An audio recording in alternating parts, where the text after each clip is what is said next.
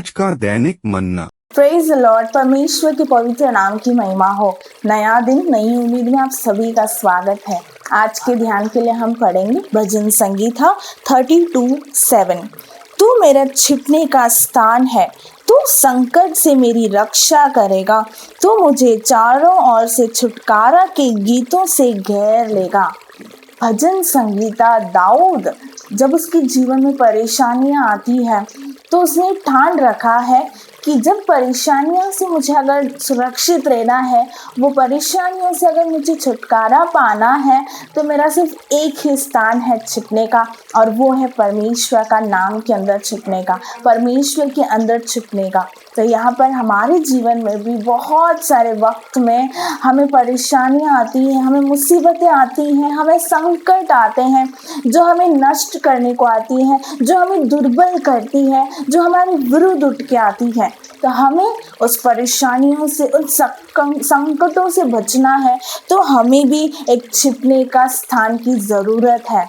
और परमेश्वर का वचन कहता है कि परमेश्वर का नाम मेरा दृढ़ गढ़ है और धर्मी जन उसके अंदर छिपे रहते हैं।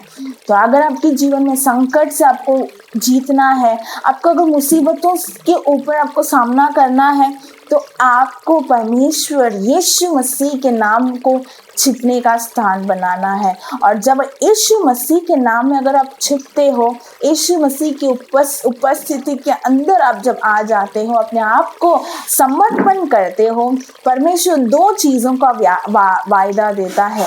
पहला वायदा है कि वो संकट आपके ऊपर नहीं आएगा, और दूसरा है कि परमेश्वर चारों ओर से छुटकारा का गीत सुनाया जाएगा। मतलब चारों तरफ से अब छुटकारा का मार्ग आपके लिए खोला जाएगा। तो ये आपके ऊपर है कि आप छिपने का स्थान किसे बनाते हो। अगर परमेश्वर को बनाते हो तो संकट आपके यहोवा की ओर से, संकट से छुटकारा आपको मिलता है, और संकट से बचने का राह भी यहोवा की ओर से आपको आएगी।